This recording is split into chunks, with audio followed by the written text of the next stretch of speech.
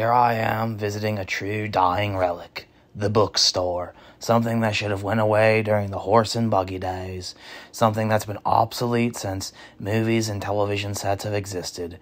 Things like these dorky Dune books about, former president wives, or these books about, these has-been, out-of-date musicians that no one cares about.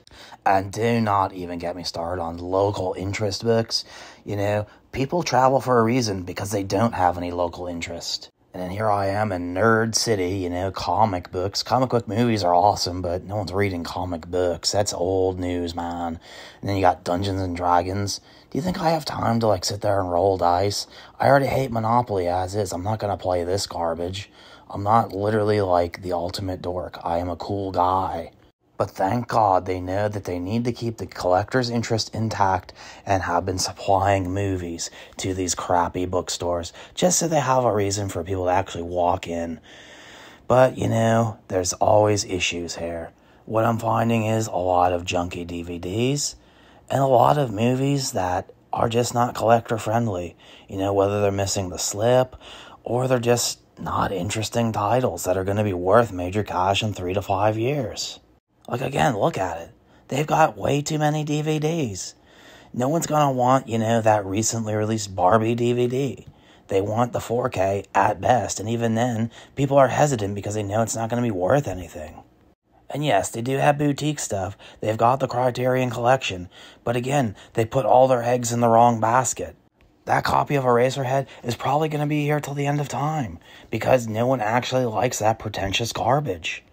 Look at this, all this foreign cinema, the Beatles. The Beatles is old news. Again, that's something my great-great-great-grandfather would listen to.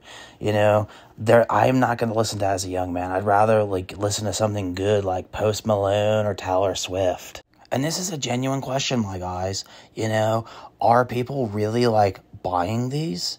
Is that how Criterion has stayed afloat for so long? Do they convince bookstores that, their movies are important or something and that, people are going to see them and actually buy them? People aren't picking up Night of the Living Dead in black and white. They're probably going to pick up Night of the Living Dead 3D with real stars like Sid Haig. They're not going to watch that black and white crap. Again, it's the wrong investment. Silence of the Lambs, no one's watching that. People are watching Hannibal Rising, an actually scary good movie. There's just way too much pretentious garbage here. And again, that's it for the boutique stuff. They do have some Arrow stuff, but I got excited but looking at this and thinking, oh, that's gonna be worth big bucks. But look, it's the Blu-Ray. People aren't after that. It's the inferior format. They're after the 4K. That Blu-ray is just gonna sit on the shelf and collect dust and be worthless. That's why I have that 4K, because I know, if I leave that 4K sealed 3 to 5 years, someone's going to offer me, $2,000, $1,000 per film, and I might even be able to get, $2,500 out of it. I can probably convince them. But it's just, these DVDs aren't going to move. No one cares about, Blu-rays of movies with no slips like Rosemary Baby. That's not a good movie. That's not a compelling title. That American Psycho, that's on 4K. Friday the 13th here. Yeah, a Steelbook sometimes can be worth money, but at the same time, collectors are going to be after that complete Blu-ray box set. They're not going to probably be after that 4K. I did this, and you guys need to do this too. But we need to email, the Barnes & Noble emails, customer service, the CEO, anyone we can. We just need to start messaging Barnes & Noble and telling them they need to respect the collectors. They need to have Vinegar Syndrome in here. They need to have more Arrow titles. They need to have, God, dare I say, Indicator or Kino Lorber, 2 low-end labels. It doesn't matter. Just fill it with labels. Fill it with movies, at least with slips. If you're going to have stuff, have a slip. At least that had a slip. That's at least something someone may buy.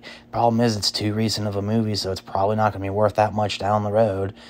We just need more of these physical retailers to step it up because Walmart's dropped the ball. So again, Barnes & Noble, are you going to pick up the mantle?